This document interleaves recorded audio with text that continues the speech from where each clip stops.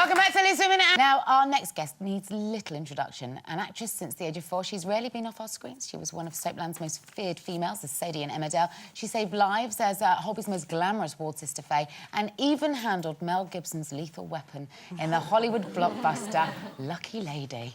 Please welcome Patsy Kensit.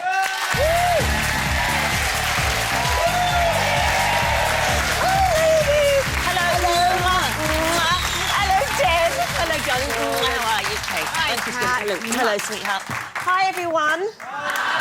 Thank you for having me. You two have been working together quite recently, haven't you? Sounds ago. hilarious. Me and Explain Dan, all. yes. We did a pilot for a possible entertainment show for Lee Francis, Keith Lemon.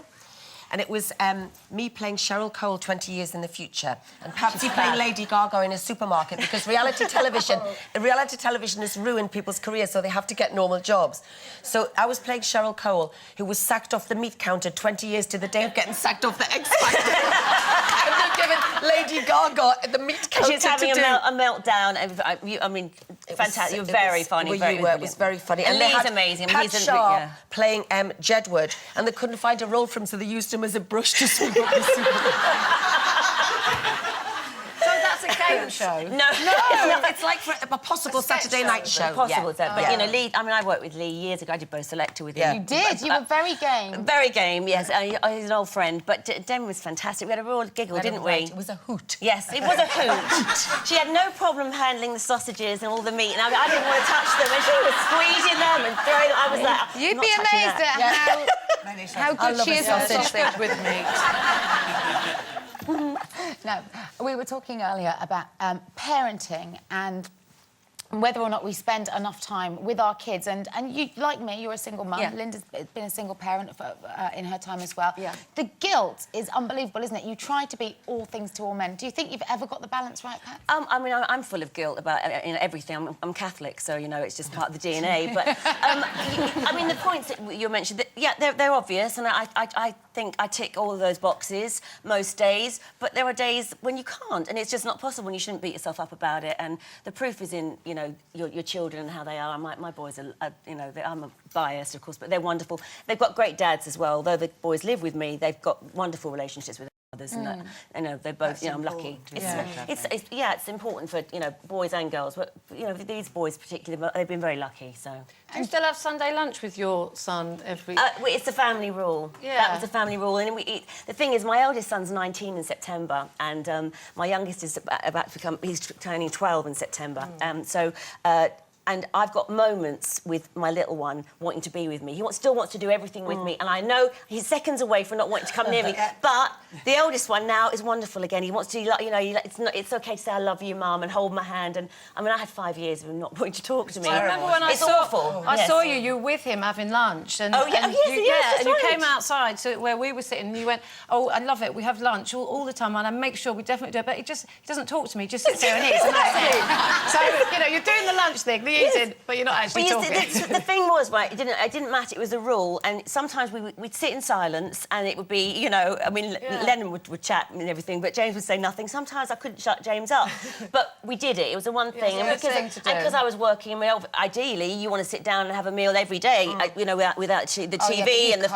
But it's, you know, it's... Let's be real.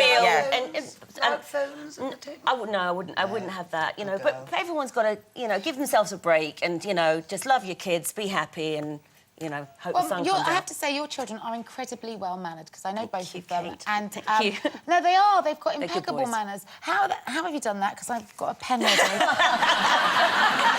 No, did you have lessons, Pat? I came from, you know, council estate and very poor background. My dad was in and out of prison my whole life, but he was my father, and I loved him. And he's not, you know, he's not with us anymore.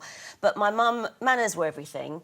And I just think, you know, love your kids. Like I heard you say, you know, we always were told that we were loved growing up, and it's something that I say every day to my kids. They say, and it means a lot. I'm not the perfect parent. You know, I've got a temper, and exactly. And do you get hangry? I get irritable. Yeah, really irritable if I don't eat. Do you do the dieting and then get angry because you're angry at yourself for not eating delicious food? Kate, I think about food all the time. The moment you put yourself on a diet, it's the worst thing, isn't it? Well, anyway, I just love food. I mean, Do it's you my eat thing. when you're not hungry, though? I would eat all day, every day.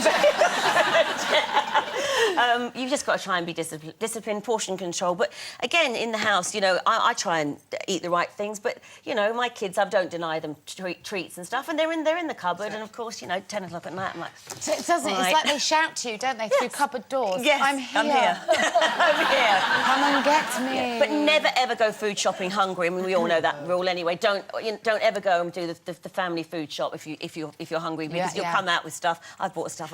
What have I got this for? Beef Wellington. 2 packets of ham by the time I get to the Supermarket. Yeah, As you're walking around, exactly. Give them the empty packet. Yeah. What are your feet like? Well, my feet. well covered up today, aren't they? Well I'm of covered. Irish descent, and this is no, you know, and I'm proud of that and everything. But my feet, you could dig potatoes with my toes. They're huge. And after I had James, my eldest, my feet went up half a size. Did they? Yeah, and now I've got one foot that's a size bigger than the other. It's a nightmare buying shoes. Oh. But I kind of like, I love Bono, and I kind of like the nail varnish nail thing. varnish. It's all right, it's quite rock and roll. I mean, my boys' feet, I'll do anything, touch them, you know, wash their socks for years, all that stuff doesn't bother me. But other people's, I'm not really. I always think that's a sign that you really love somebody. No, don't touch her feet, they're horrible. Oh, I love her. You're very brave, Pat. Thank you for coming in today. Ladies and thank you gentlemen, for let's hear having it for me. Patsy Thank you, Kensit.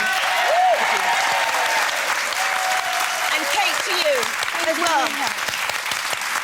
Well, that's it for today, and that's it from me. Thank you, ladies. For 2 wonderful years, I've had a blast. I will miss the crew, I will miss the team, I will miss all of you, but my liver won't.